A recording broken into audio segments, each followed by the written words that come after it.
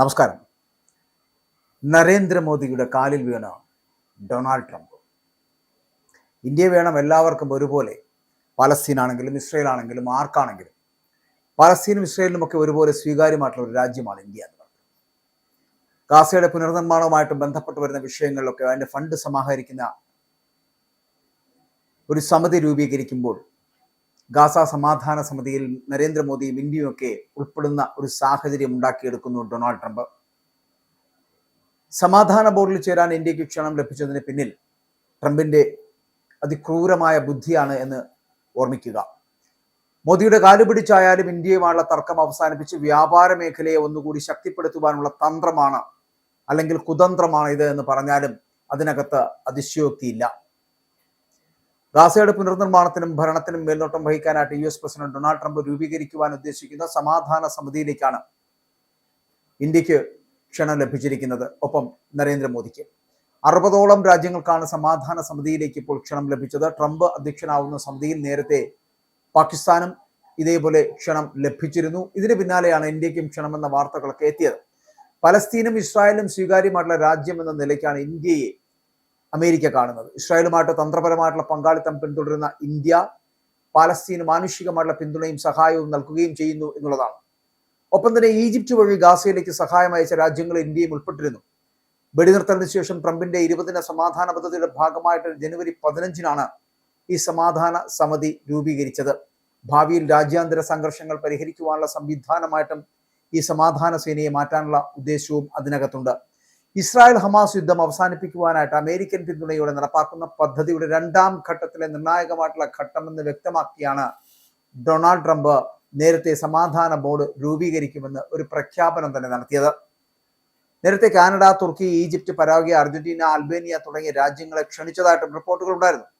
ഗാസയുടെ പുനർനിർമ്മാണത്തിനായിട്ട് ഈ സംരംഭത്തിലൂടെ സമാഹരിക്കുന്ന ഫണ്ട് അതിനുവേണ്ടി ഉപയോഗിക്കുമെന്നാണ് ബന്ധപ്പെട്ട ഉദ്യോഗസ്ഥരെ അടക്കം ഉദ്ദേശിച്ചുകൊണ്ട് അന്താരാഷ്ട്ര മാധ്യമങ്ങളൊക്കെ ഇതുമായിട്ട് ബന്ധപ്പെട്ട് വരുന്ന വാർത്തകളൊക്കെ റിപ്പോർട്ട് ചെയ്തിരുന്നത്.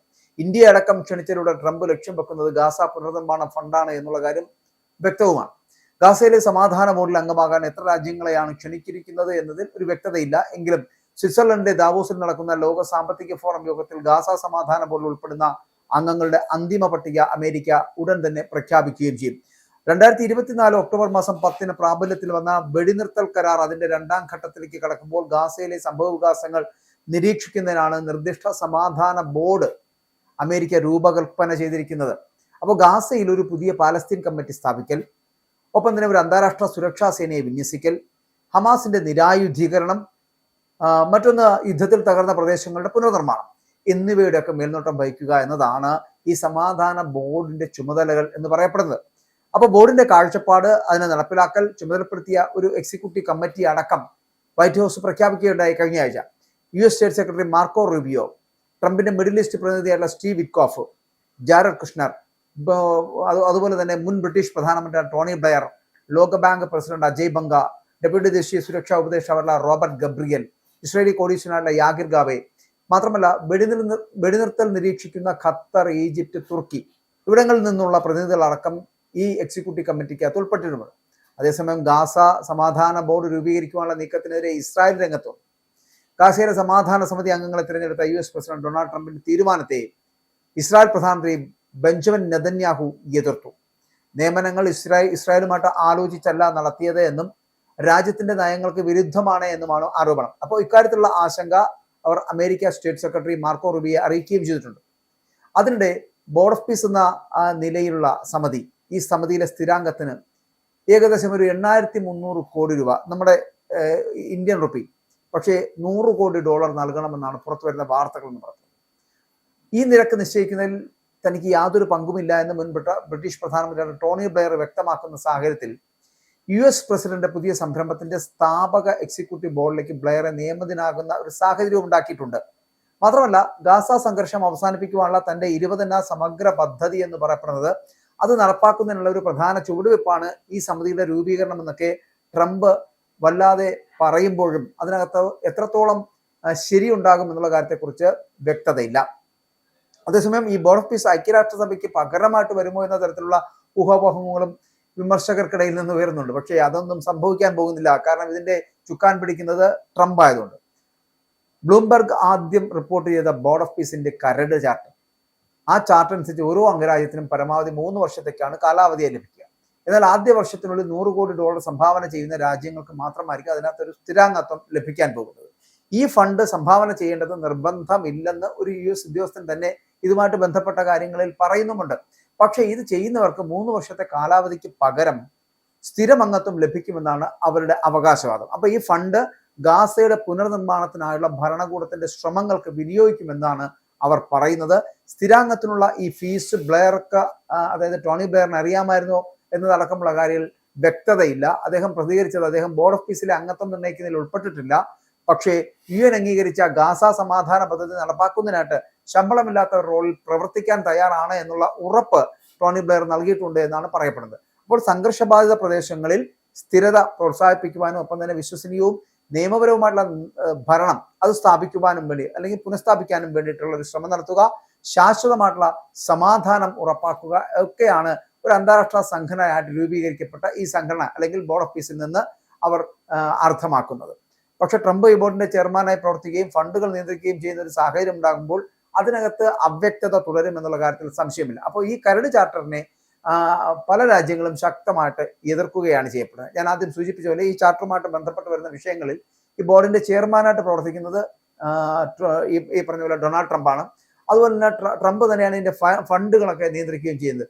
ആ കാര്യങ്ങളിലൊക്കെ അവ്യക്തത തുടരുന്നതുകൊണ്ട് തന്നെ പലർക്കും ഇതിനോട് പ്രതിഷേധമുണ്ട്. പല രാജ്യങ്ങളും ശക്തമായിട്ട് ഇതിനെ എതിർക്കുകയും ചെയ്തിട്ടുണ്ട്. അപ്പോൾ ബോർഡ് ഓഫ് പീസ് എന്ന് പറയപ്പെടുന്ന ഐക്യരാഷ്ട്രസഭയ്ക്ക് പകരമാകാൻ ഉദ്ദേശിച്ചിട്ടുള്ളതല്ല എന്നും എന്നാൽ അന്താരാഷ്ട്ര നേതാക്കളെ കൂടുതൽ കർമ്മനിരതരാക്കുവാൻ വേണ്ടിയിട്ട് ഇത് പ്രേരിപ്പിക്കുമെന്നും ഒരു തരത്തിലും ഇത് മറ്റുള്ള തരത്തിൽ ഒരു ബാധ്യതയായി മാറില്ല എന്നൊക്കെയാണ് അമേരിക്കയുടെ അവകാശവാദം എന്ന് പറയുന്നത്. എങ്കിലും അന്താരാഷ്ട്ര നേതാക്കൾക്ക് അയച്ച കത്തിൽ ബോർഡ് ഓഫ് പീസിനെ ആഗോള സംഘർഷങ്ങൾ പരിഹരിക്കുവാനുള്ള ധീരമായിട്ടുള്ള സമീപനം എന്നാണ് ഇതുമായിട്ട് ബന്ധപ്പെട്ട് വിശേഷിപ്പിക്കുക. അപ്പോൾ രണ്ട് നയതന്ത്ര അന്താരാഷ്ട്ര മാധ്യമങ്ങളടക്കം ഇതിനോട് പ്രതികരിക്കുകയും ചെയ്തു. ഇതൊരു ട്രംപ് ഐക്യരാഷ്ട്രസഭയാണ് എന്നും UN ചാർട്ടറിന്റെ അടിസ്ഥാന തത്വങ്ങളെ പോലും ഇത് അവഗണിക്കുന്നു എന്നൊക്കെയാണ് നയതന്ത്ര വിദഗ്ധർ അടക്കം പറയുന്നത്. അപ്പോൾ ഞാനിത് പറഞ്ഞു വന്നത് എന്താണെന്ന് വെച്ചാൽ, അപ്പോൾ എന്തുകൊണ്ടാണ് ഈ ഇസ്രായേലും പാലസ്തീനും അടങ്ങുന്ന രാജ്യങ്ങൾക്ക് ഇന്ത്യയെ പോലൊരു രാജ്യത്തെ വേണ്ട ആവശ്യകത എന്താണ്? പാലസ്തീനും ഇസ്രായേലും ഒരുപോലെ സ്വീകാര്യമായിട്ടുള്ള രാജ്യമായി മാറുന്നത് ഇന്ത്യ എങ്ങനെയാണ്? അപ്പോൾ രണ്ട് വിഭാഗങ്ങൾ, ഇസ്രായേലിനോടായിരുന്നാലും ഒപ്പം തന്നെ പലസ്തീനോടായിരുന്നാലും ഒരേ തരത്തിൽ പെരുമാറാൻ ഇന്ത്യക്ക് കഴിയുന്നു എന്നുള്ളതാണ് രണ്ട് രാജ്യങ്ങൾക്കും വേണ്ടപ്പെട്ട ഒരു രാജ്യമായി ഇന്ത്യ മാറുന്നത്. അതുകൊണ്ട് തന്നെയാണ് നരേന്ദ്രമോദിയുടെ ഇടപെടലുകൾ എന്ന് പറയപ്പെടുന്നത് ഗാസയിൽ സമാധാനത്തിന്റെ സൂചനകൾ ഉണ്ടാക്കും എന്ന് പറയപ്പെടുന്നു. അവിടെയാണ്, മാത്രമല്ല ഞാൻ ആദ്യം സൂചിപ്പിച്ചല്ലേ, ട്രംപ് എന്തിനാണ് ഇങ്ങനെ ഒരു ഗാസ സമാധാന സമിതി ഉണ്ടാക്കുന്നു, അതിനകത്തേക്ക് നരേന്ദ്രമോദിയെ കൊണ്ടുവരുന്നു, ഇന്ത്യയെ ഉൾപ്പെടുത്തുന്നു എന്നൊക്കെ പറയുന്ന കാര്യങ്ങളിൽ പലതുണ്ട്. ഇന്ത്യക്കെതിരെ പലതരത്തിലുള്ള തീരുവ പ്രഖ്യാപനങ്ങൾ നടത്തി റഷ്യയുമായിട്ടുള്ള അല്ലെങ്കിൽ മറ്റു രാജ്യങ്ങളുമായിട്ടുള്ള നമ്മുടെ വ്യവസായ സംവിധാനങ്ങൾ, വ്യവസായ സംരംഭങ്ങൾ അതിനെ ഇല്ലാതാക്കുക എന്നുള്ള ലക്ഷ്യമാണ് ഇതിനകത്ത് അമേരിക്കയ്ക്കുള്ളത് അല്ലെങ്കിൽ ട്രംപിനുള്ളത്. അതിനെ നിർത്തലാക്കി ഇവർക്ക് മൊണോപ്പൊളിയായി ഏത് തരത്തിലും മറ്റുള്ള രാജ്യങ്ങളെ അടിച്ചമർത്തുക എന്നൊരു ലക്ഷ്യമുണ്ട്. അതിലേക്ക് എത്തുകയാണ്.